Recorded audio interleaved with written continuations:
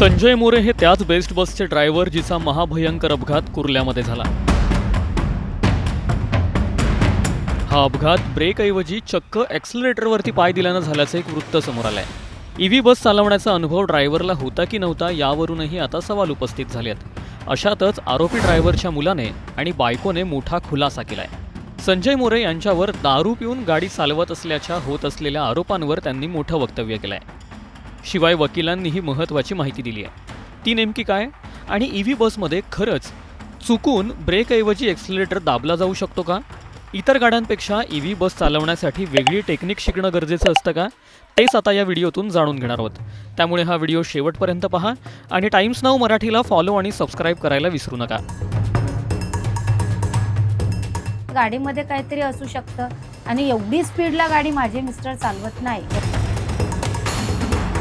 Electric bus जी अचानक त्याच्यामध्ये जे घटना घडतात त्याला जो ड्रायव्हर असतो तो जबाबदार नसतो। संजय मोरे सध्या पोलीस कोठडीत आहेत। बेस्ट बस ड्रायव्हरच्या एका चुकीमुळे 7 निष्पापांना जीव गमवावा लागला।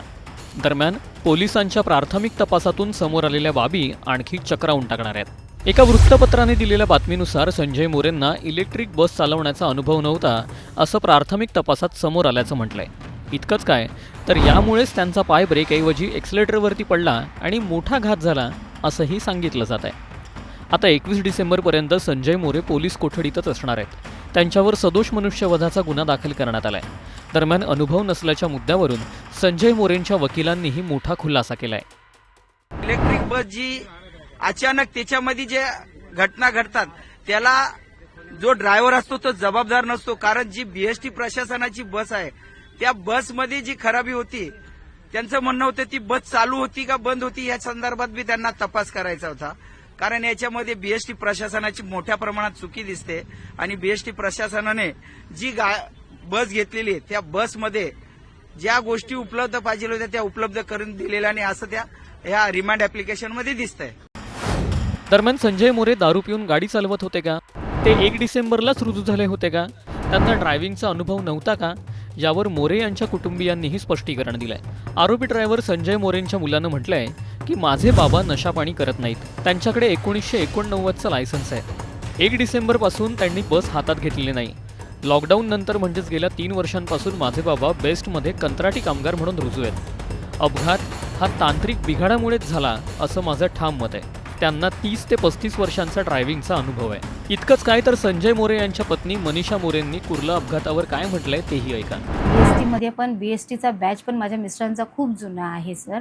आणि बीएसटीमध्ये पण जवळजवळ छोट्या बस माझ्या मिस्टरांनी 3 वर्ष चालवल्या आणि ह्या मोठ्या बसच्या ट्रेनिंग घेतल्या ना तेव्हा त्यांना पहिला ट्रेनिंग वगैरे दिलेल्या आहेत सर सगळ्या। त्याच्यानंतर 1 तारखेपासून ते जॉईन झालेत की आत्ता काल गाडी हातात घेतली आणि काल ठोकले असं काही विषय नाही आहे सर। उगाच त्यांच्या नावाची हे करू नका। कारण माझ्या नवऱ्यावरती माझा पूर्ण विश्वास आहे की माझा नवरा कोणतीच अशी गाडी बिडी ठोकू शकत नाही आणि कोणाचं हे नाही करू शकत, नुकसानी नाही करू शकत। पण ज्यांचं पण झालंय त्यांच्याशी मी माफी मागते की असं नव्हतं व्हायला। पण त्याच्यामध्ये कोण मुद्दाम नाही करू शकत सर। झालं त्याला बिचाऱ्यांना झाली नाही कंट्रोल, गाडीमध्ये काहीतरी फॉल्ट असल्याशिवाय त्याशिवाय ते बोलतायत मी गाडी ट्राय करत होतो। आता टीव्हीला तर दाखवतातच आहे। आणि एवढी स्पीडला गाडी माझे मिस्टर चालवत नाही, एवढ्या रूटमधून कधीच नाही होऊ शकत। गाडीचंच काहीतरी हे झाला असणार प्रॉब्लेम, त्याच्यामुळे ती गाडीच सटकली गेली। ईव्ही बसमध्ये सुद्धा ब्रेक आणि ॲक्सिलरेटर हे नॉर्मल गाड्यांप्रमाणेच असतात। अशा वेळी खरंच ब्रेकऐवजी ॲक्सिलरेटर 30 ते 35 वर्ष अनुभव असलेला चालक चुकून तरी दाबू शकतो का? हा खरा प्रश्न आहे। अनुभवाची कमतरता नव्हती तर मग नेमका असा काय तांत्रिक बिघाड झाला असावा ज्याने गाडी नियंत्रण करण्याऐवजी सुसाट पळू लागली? असे प्रश्न आता या निमित्ताने उपस्थित झाले आहेत। याच प्रश्नांबद्दल तुम्हाला नेमकं काय वाटतं हे कमेंट करून नक्की सांगा आणि कुर्ला अपघाताच्या काळीत सुन्न करणाऱ्या कुटुंबियांची गोष्ट नेमकी काय त्याचा व्हिडिओही बघायला विसरू नका।